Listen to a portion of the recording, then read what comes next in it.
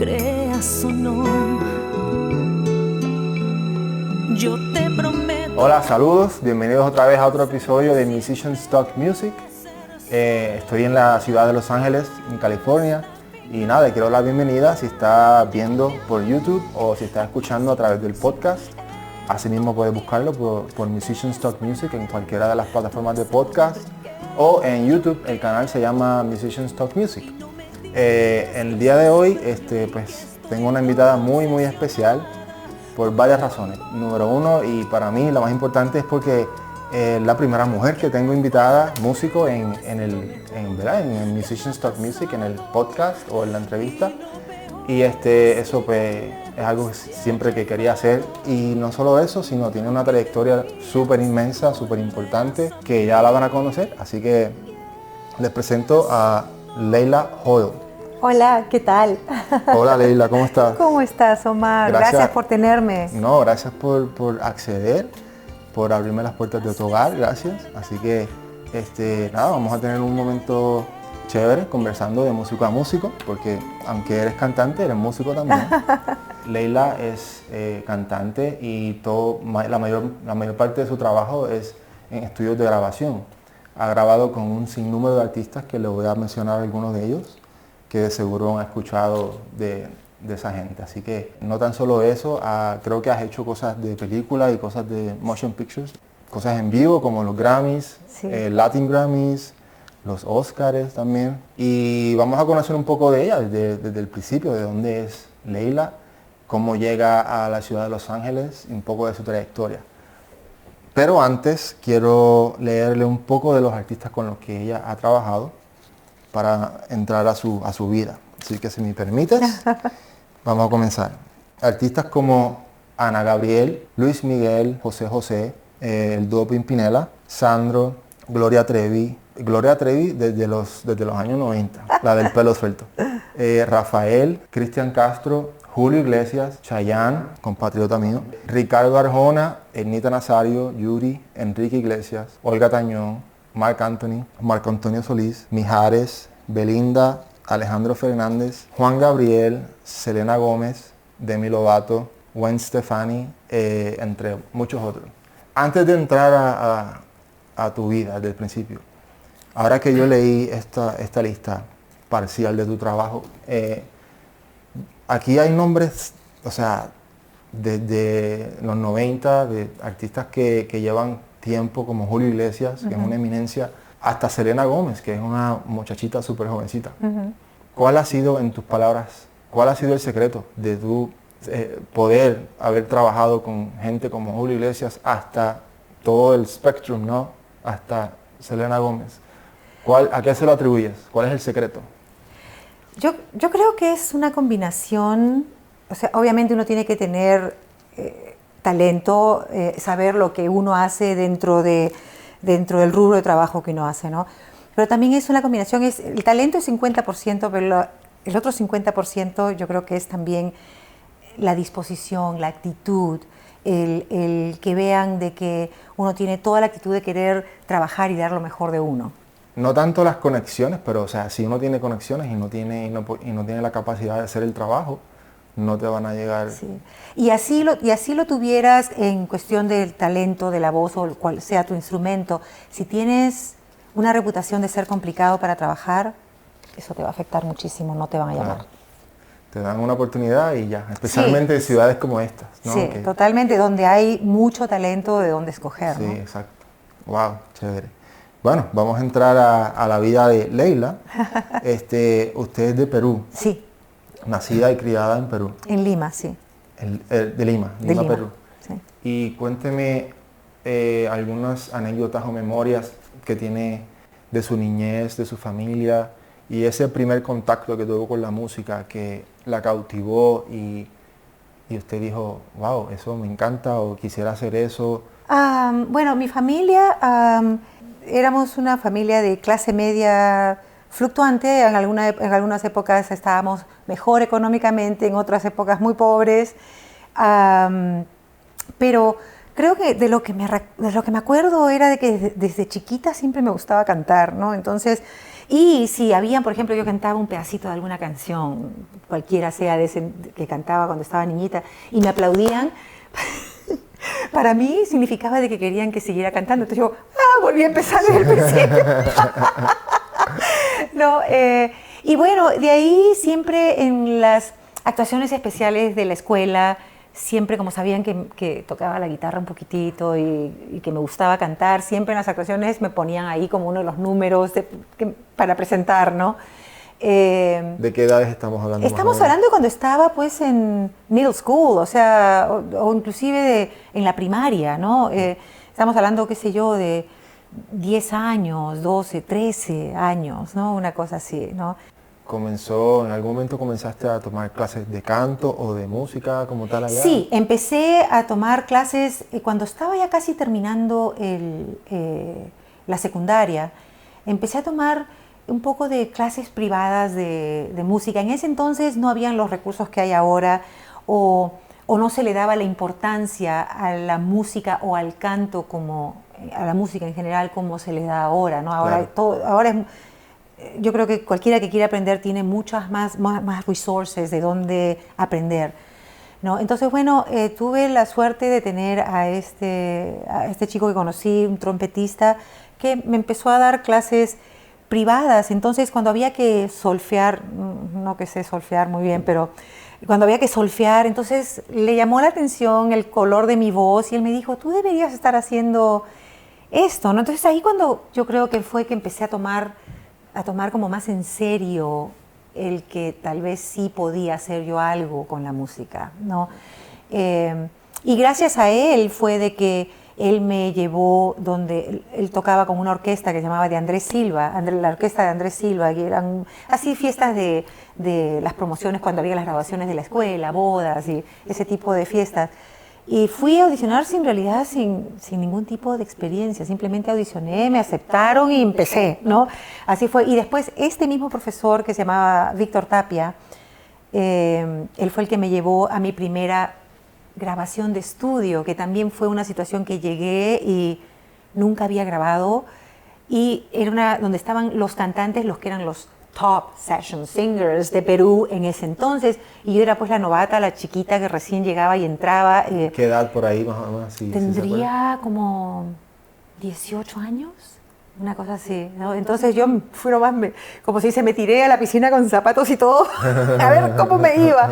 Y de ahí como que empezó, o sea, me fue bien, como que descubrí, sí tengo oreja para hacer armonías, sí creo que puedo hacer esto. Sí, wow, ¿no? Qué interesante. Entonces, esa fue su primera grabación como tal en un ambiente profesional allá en Perú a los 18 años. Sí. Cuéntame de la transición a Estados Unidos, más o menos, cómo llegas, cómo se dio eso, circunstancias profesionales de música o qué, cómo fue. Siempre, no sé por qué, desde que yo estaba chiquita, te estoy hablando 10 años, por alguna razón yo sabía que me venía a vivir a Estados Unidos. No sé por qué, pero siempre tenía yo sabía que me iba a mudar acá. No tenía ningún tipo de plan, simplemente era una certeza que yo ya tenía, ¿no? Wow. Y bueno, de los 18 a los 20 me enfoqué en prepararme económicamente, trabajando de día full time en una oficina y también trabajando en la orquesta de Andrés Silva para juntar todo el dinero que podía para cuando ya me decidiera a venir. Y bueno, a los 20 años me vine, dejando todo atrás, y bueno, llegué a la casa de mi hermano en ese entonces que vivía en Miami, pero realmente no teniendo ningún tipo de conexión con nadie más, o sea, de cero. Así, a ciegas, ¿no? Así fue la transición. Yo creo que eso es de los que hemos pasado por eso, porque ¿verdad? De dar ese paso Sí. es uno de los pasos más importantes que uno puede dar. Y uno tiene que atreverse, porque a veces he tenido conocidos que quieren hacer algo, pero nunca dan el paso. Esperan al momento perfecto, pero ese momento no existe. Yo no creo que existe. Sí, uno tiene que buscar las oportunidades, uno tiene que darse la oportunidad a uno mismo. Hay que lanzarse, ¿no? Sí.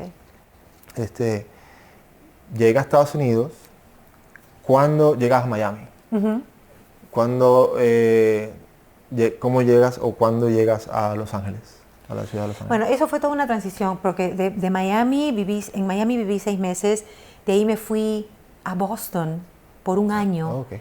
Me aceptaron en Berklee College of Music, pero estaba con visa estudiante, no tenía el apoyo económico de mis papás porque simplemente no podían. Solamente pude estudiar un año en Berklee y ya no pude seguir, así que de ahí dije, bueno, vayamos a Los Ángeles, ¿no? Y ahí sí tenía un par de contactos. ¿Ya había hecho algún trabajo musical en Miami o en Boston? En Miami no, en Miami me dediqué a estudiar más el inglés, ¿no?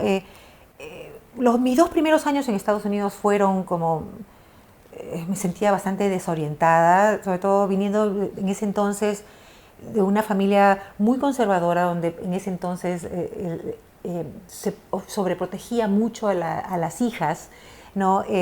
Entonces me estaba adaptando a enfrentar la vida yo sola, sin ese security blanket que te da la familia, la mamá, el papá, ¿no? Claro. ¿No? Wow. Entonces, fueron 2 años bastante Sí, difíciles, de ajuste, ¿no? muy difíciles. ¿Qué tan diferente usted cree que hubiera sido una transición en su vida si fuera en estos tiempos donde existe los medios sociales, social media, donde todo es como más fácil, como más rápido? Es más rápido. ¿Usted cree que hubiera sido más rápido el ajuste ahora que antes? Yo creo que sí, porque hubiera, tal vez justamente porque hay manera de cómo comunicarse, inclusive uno puede estar en el Perú, en la China, donde sea, y hay manera de cómo comunicarse, hubiera podido tal vez establecer contactos desde allá, Claro. para ya tener ciertas personas en la industria conocidas, como para empezar algo, ¿no? O sea que esto puede ser un tipo de consejo para quizás, porque la última pregunta que le voy a hacer en la entrevista tiene que ver con consejos que usted le daría a aquellos que quieren, pues, vivir de la música o vivir de este ambiente.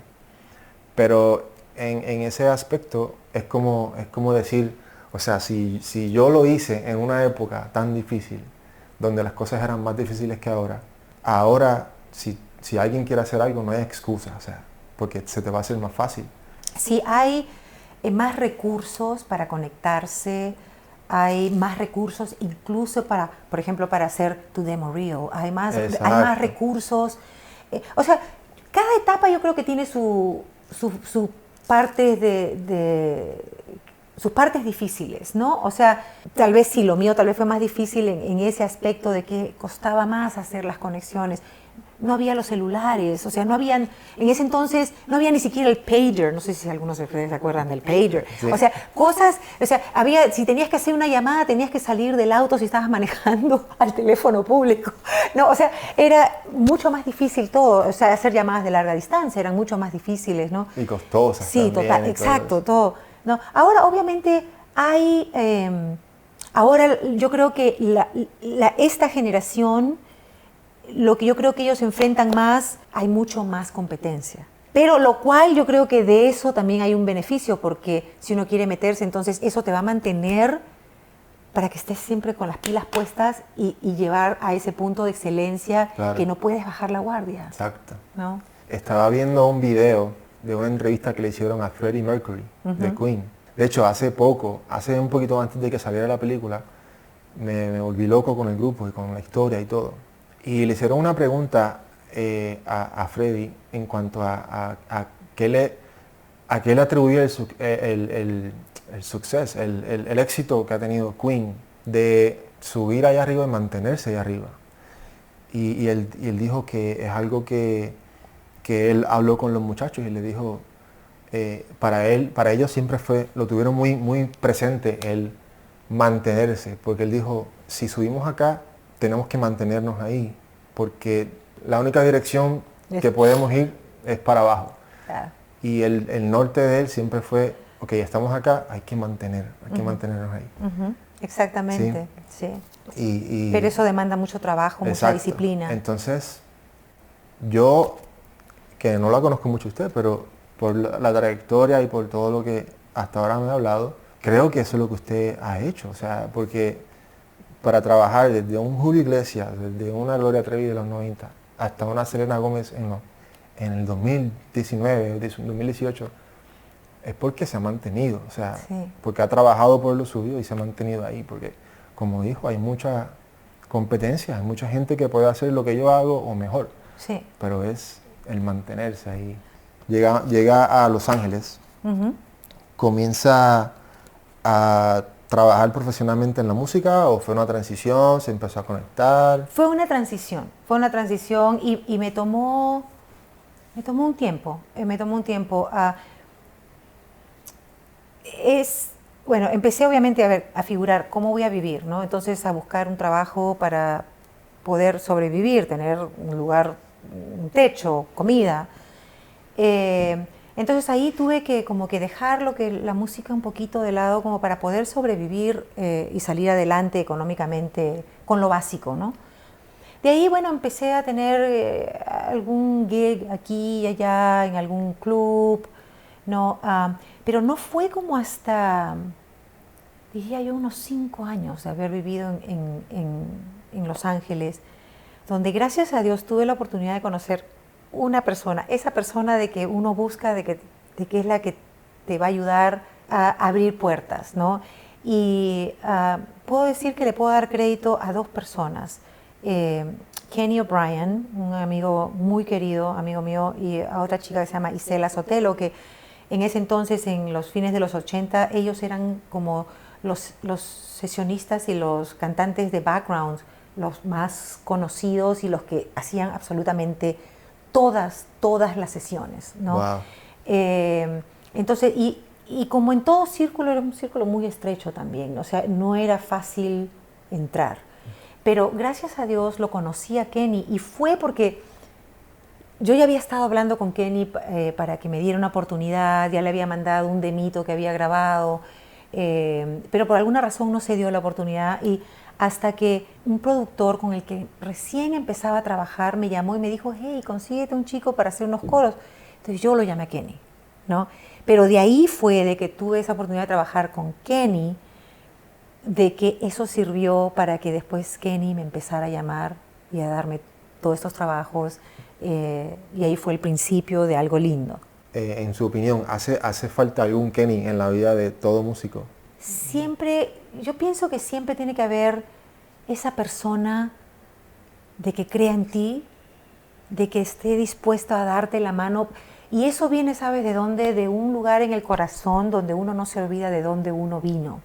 Porque a Kenny también necesitó, es más, creo que Isela fue la que le dio la oportunidad a Kenny. ¿No? Entonces, yo creo que siempre hay ese angelito que Dios va a poner en el camino de esa persona, de que va a creer lo suficiente en ti como para darte esa oportunidad, para que después, o sea, simplemente es abrir la puerta un poquitito. Claro. Y después ya,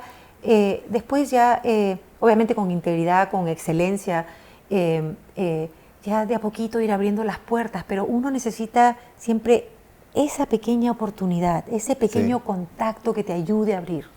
He conocido gente que tiene un corazón que es muy agradecido, ¿no? E incluso están agradecidos de dónde están en ese momento, pero también he conocido personas de que completamente se olvidaron de dónde vinieron, de que también a ellos se les ayudó, Claro. ¿no? Y que tal vez tienen una actitud un poquito prepotente, tal vez, ¿no? Entonces vas a encontrar de todo, Muy protectores de su trabajo, sí, de su nombre. y eso es también un signo, es también yo creo que algo como que también quiere decir inseguridad, ¿no? Es esa inseguridad que no deberían, porque si están donde están es porque tienen un talento que los hace totalmente únicos. Claro. Un ejemplo, cuando tú no puedes hacer un trabajo y tienes que enviar a alguien, Claro. hay músicos que envían a alguien que piensan que no es mejor que ellos, Claro. por miedo a no perder el trabajo. Sí, exacto. Muy común eso. No, y eso te hace quedar mal a ti. O sea, Exacto. yo, cuando me ha pasado cosas así que estoy ocupada, yo he mandado a los cantantes que considero que son los Exacto, mejores. sí. Porque eso vas a quedar bien. ¿no? Exacto. Vas a quedar Es bien. tu nombre que está de por medio, ¿no? Exacto. ¿Se acuerda de su primera grabación en Los Ángeles? Profesional, ya en el ambiente, en uno de estos estudios acá. Uy, no, de que ha sido ya hace tanto tiempo. O sea, una de las que me O una de las primeras, así bueno, me acuerdo... Quizás que estaba usted nerviosa, como que, wow, estoy en Los Ángeles y estoy trabajando con esta persona, no puedo creerlo. Bueno, me acuerdo, hay un productor que se llama Gustavo Farías. Hacía muchísimo trabajo en ese entonces. En ese entonces, lo que era la parte de los jingles era muy en su apogeo, ¿no? En los finales de los 80, principios de los 90.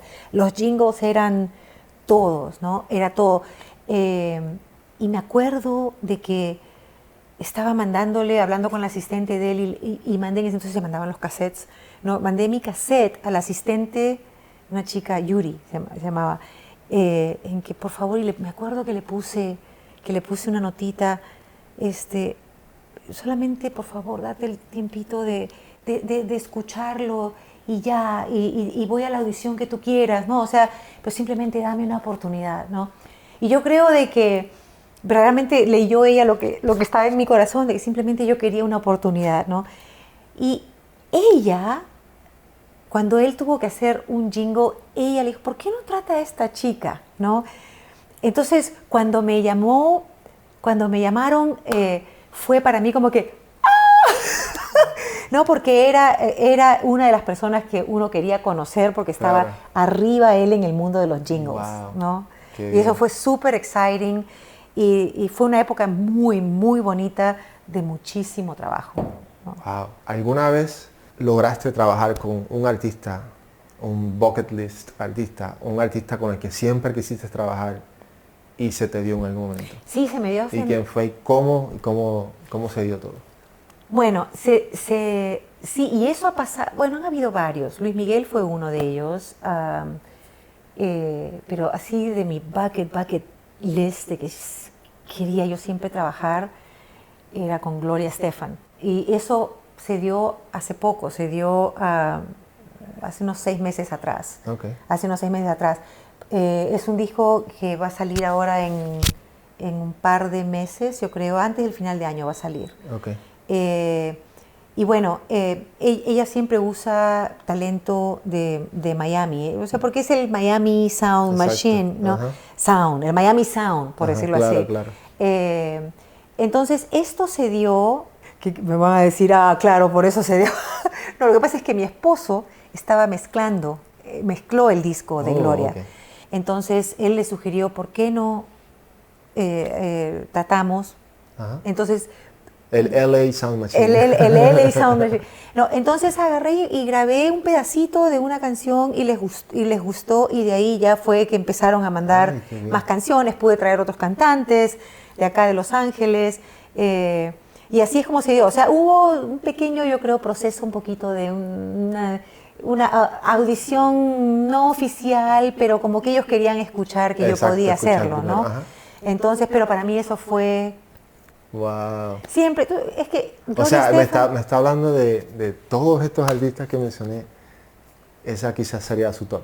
Es que personal. Es que todos tienen todos tienen su encanto. Sí, pero ella era alguien de que tal vez yo la veía imposible porque ella no trabajaba con artistas, ella no trabaja con artistas de Los Ángeles. Entonces, era como que, nunca va a pasar, ¿no? Nunca va a pasar. Entonces, cuando pasó, fue como que... Wow. Cuéntame alguna anécdota de alguna grabación con alguno de... He tenido, por ejemplo, experiencias, por ejemplo, lo último que hice con Juan Gabriel antes de que él falleciera, el disco de los duetos, hicimos coros en varias canciones y por alguna razón él no estuvo. Se lo dejó todo al productor, que sí le gustaba, o sea, confiaba ya en el productor mucho como para dejarlo ser y que él hiciera los arreglos. Pero como 10 años atrás, cuando hicimos, no me acuerdo el nombre de la canción, esa de Pero qué necesidad para... Sí, claro, me acuerdo. Ahí también grabé los coros y me acuerdo que éramos varios, éramos como un coro medio gospel en ese que hicimos y él sí estuvo ahí y ahí sí como que tal vez tenía eso de ser tal vez muy perfeccionista, de querer corregir detallitos que honestamente que a veces nosotros decíamos, pero eso no realmente no va a hacer gran diferencia después de que todo ya esté mezclado, ¿no? Pero nuestro trabajo es simplemente tener buena actitud, hacer el trabajo bien hasta que él esté contento y hasta que él diga, ¿ok? Y es ahí cuando lo que dije hace un rato de tener una muy buena predisposición, Claro. que no solamente el talento es suficiente, es una muy buena predisposición. La actitud, La sí. actitud. Y al final del día ellos son los que firman el cheque. Exactamente. Ellos son los que pagan. Exactamente, sí. ¿Y qué otro artista así, alguna otra anécdota que me puedas decir? Porque imagino yo que no mucha gente conoce estas cosas que pasan en estudios, que son tras puertas cerradas, no que sean secretas, pero que la gente no tiene acceso simplemente. Entonces ver a los artistas ya como en un mood más relajado, sin estar pendiente a la fama, etc. Exacto, o sea, yo creo que todo depende también de la situación. Por ejemplo, hice cosas también con Pepe Aguilar. Pepe Aguilar, o sea, es totalmente relajado, sabe lo que quiere, es muy talentoso, sabe lo que quiere, pero también entiende de que no tiene que ser toda una cosa extremadamente perfecta como máquina, sino él va también tal vez por el feel de las cosas, claro. ¿no? Entonces fue muy lindo trabajar con él, muy, muy relajado. ¿Con qué otro artista? Luis Miguel, él ha estado ahí en alguna sesión que yo he hecho con él, y particularmente en esas que he hecho, tranquilo, relajado. Y él es, me imagino, creo que él es como medio perfeccionista, ¿no? Que sí, le gustan las cosas. Él es perfeccionista. Yo he trabajado un par de veces con él. O sea, él es perfeccionista, pero para esa sesión que hicimos, verdaderamente estaba tranquilo, no se puso... Eso quiere decir que todo estaba bien, que todo, yo creo, que todo le gustó como quedó todo. Sí. ¿Qué otra persona así? Oh my goodness, es que no me acuerdo. Por ejemplo, Ana Gabriel es muy detallista. Sí. Ana Gabriel es muy detallista. Ella también se quedaba estancada en detalles. Detalles de que si por ahí de repente hubo un vibrato entre los tres que tal vez era ligeramente diferente, ella lo escuchaba y quería que las voces se vibraran de la misma manera. Cosas que a la hora cuando estás grabando ya ponte 6, 8, 10 canales de coros, no se va a escuchar claro. eso, ¿no? Pero para ella era algo que significaba mucho. Entonces habíamos que hacerlo. El detalle que ella pedía había que hacerlo. ¿A Leila le gusta más cantar en vivo o hacer trabajo en estudios? Es que depende. O sea, creo que me gusta más el estudio. ¿Por qué? ¿Por qué? Porque es, primeramente, o sea, tú vas al estudio, haces lo que tienes que hacer, terminas una canción, la siguiente canción y ya. O sea, uno va al estudio, no es que haya que ver una preparación y estudio de memorizarse partes. Mira, tú vas en el momento, estás aprendiéndote las partes, vas, grabas la siguiente sección, grabas, duplicas, triplicas los canales que tengas que hacer y ya, ¿no? Si hay algún error, vamos a ponchar, ¿no? Entonces es como un poco más relajado. Pero también si te pones a pensar, para hacer coros, es algo muy detallista. Sí, ¿no? Porque así sea que estés haciéndote coros tú misma y haciéndote muchos tracks o con un equipo, ¿no? Entonces es como que tienes que estar coordinando bien con los otros cantantes de tal manera de que si son, por ejemplo, 3 cantantes, de que los 3 estamos pensando como uno en hacer. Porque imagino que en la sección de horns también es lo mismo, ustedes tienen que hacer el mismo scoop, el mismo, ¿no? Sí, claro. Es lo mismo con los cantantes, entonces tenemos que estar pensando, asegurarnos de que cortamos en el mismo lugar, de que hacemos el mismo scoop, el mismo falling, o sea, tenemos que pensar como una persona y obviamente adaptándonos, dejándonos de pensar que no como uno lo cantaría, sino cómo es que la sección tiene que sonar. Exacto, ¿no? porque son los 3 juntos, no es solista. Exacto, ¿no? Claro. Entonces es muy detallista. Ahora, el trabajo en vivo también tiene su encanto. Sí, ¿no? Pero yo creo de que la experiencia que he tenido yo en estudio que me ayudó a desarrollar esa precisión, también me ha ayudado cuando he tenido que hacer los trabajos en vivo, como los Grammys, ¿no? Es estresante. Un trabajo en vivo como el tipo de los Grammys es extremadamente estresante. porque hay cambios de último minuto en que... Y todo es en vivo y todo es... Todo es en vivo y a los músicos les dan partituras, a nosotros no nos dan partituras. O sea, todo lo que hacemos es de memoria. Wow. Entonces, por ejemplo, me ha pasado de que han llegado cantantes en que ya nos habían dado las tonalidades, habíamos ya desarrollado los coros de acuerdo a una tonalidad, pero cuando fueron a hacer el soundcheck, el artista se dio cuenta de que, ups, me queda arriba. No para bajarlo medio tono, que todavía la inversión puede quedarse ahí. No, 2 whole steps. Uf. Entonces, hacerlo prácticamente, ok, on the spot, hacerlo y hacerlo bien. Claro. ¿No? Y no tienes el lujo de decir, ok, vamos a ponchar. Exacto. No, pero también eso tiene su thrill, tiene su... Sí, ¿no? Le da unos nervios. Los nervios, Buenos pero nervios. exacto, buenos Wow. nervios, porque cuando ya lo haces y ya terminaste y viste que lo hiciste, es como que... Es como un challenge, es como Sí. un desafío. Sí. Ok, en estudio es más fácil en cuestión de volver al principio, ponchar aquí, ponchar allá, pero en vivo es de una. Exacto. Y lo que tiene lindo del estudio es el que lo que grabaste quedó para siempre. Exacto. Eso. Entonces eso ya lo escuchas y dices, wow, eso es lo que hice yo. Oh, wow, esto lo grabé hace, I don't know, 15, 20 años Sí. atrás. Wow, suena bien. Eso va a estar ahí para siempre. ¿No? Entonces eso es lindo, eso es lo que te queda, el legacy, ¿no? Wow. Tú eres el hombre que yo quiero y no me digas que es un sueño.